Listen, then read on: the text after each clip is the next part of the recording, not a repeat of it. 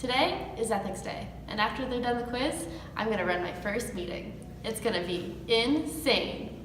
Just kidding. I have to read from the binder.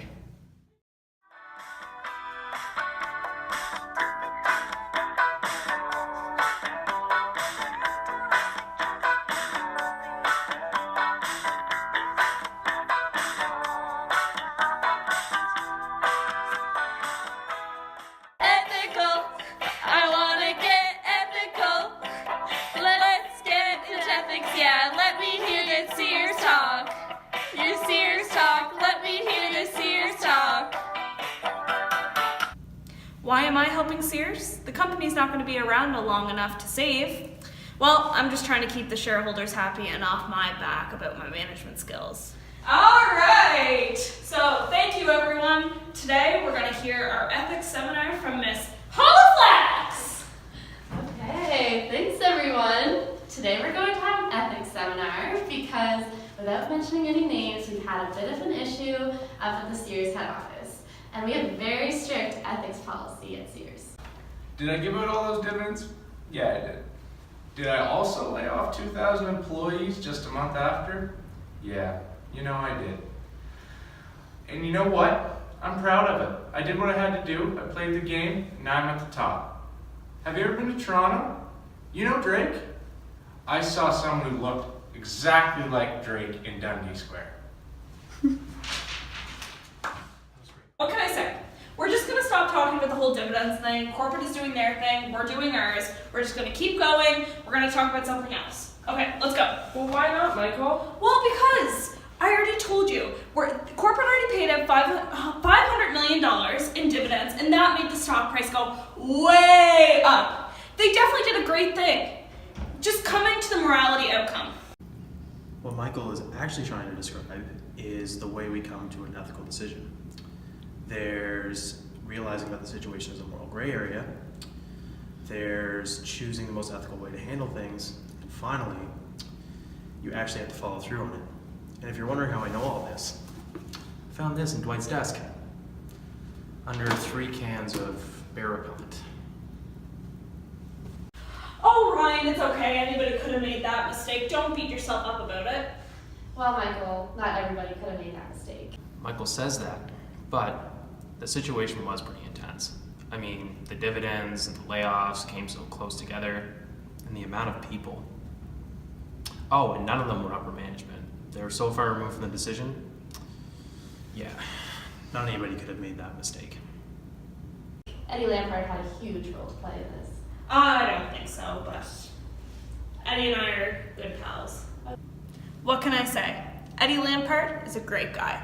We worked together at Sears Holding Company. We climbed the corporate ladder together. I went to Sears Canada, and now he's back with me at Sears Canada, working with 51% of the shares, and I think he's a great guy. I think sometimes people get jealous when people climb to the top of a corporate ladder. I think he's a great leader, and I think he's making the change that people need to see, whether it's through ethics and different things like that. He's making the decisions that he needs to make, and I think he's a great guy. Eddie Lampard is the proud owner of 51% of the shares at Sears Canada. He's also the CEO of Sears Holding Company.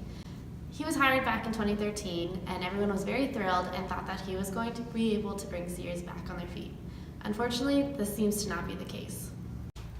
Okay, let's start discussing the questionnaires you filled out this morning. It is wrong to treat customers unfairly. Now, some of you marked that you strongly agree, but ideally, you would have selected totally agree. I thought strongly agree sounded stronger than totally agree. Okay, corporate would like to emphasize that ideally you would all totally agree with this statement. Speaking of emphasize, Michael, corporate was really emphasizing the reinvention plan. How's that going? We don't like any reinvention plan. They were telling them everything they wanted to hear. They said that their jobs were safe and secure and that the company had a reinvention plan.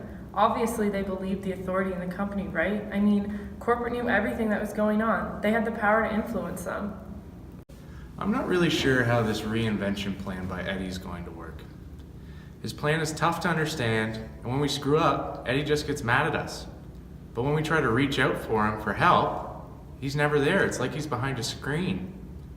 Along with having less staff, we have to work harder to make up for it. I just think there's a large interpersonal justice problem when it comes to Eddie. With Michael as our manager, he has reassured us that our jobs will be okay. He treats us like family and not like employees. He makes his office feel like we're not working for a toxic employer. Okay, and I guess that concludes our ethics day. So does anybody have any comments or questions that they'd like to bring to the floor? Yeah, what's up with the new loyalty cards? Yeah, those cards really hold up the line to make the customers angry. It's definitely a part of my job I really don't enjoy. Our manager continues to increase pressure on us to sell these loyalty and Visa cards, even though it makes the lines go slower and makes customers angry. We have no autonomy in our day-to-day job. When I was climbing Sears' corporate ladder, all I cared about was being paid on time and all the promotions I'd receive. And now all they care about is their autonomy. It's nonsense. Autonomy is the degree to which the job provides freedom, independence, and discretion to the individual performing the work. And today, after the seminar, I feel like Sears has a lack of it.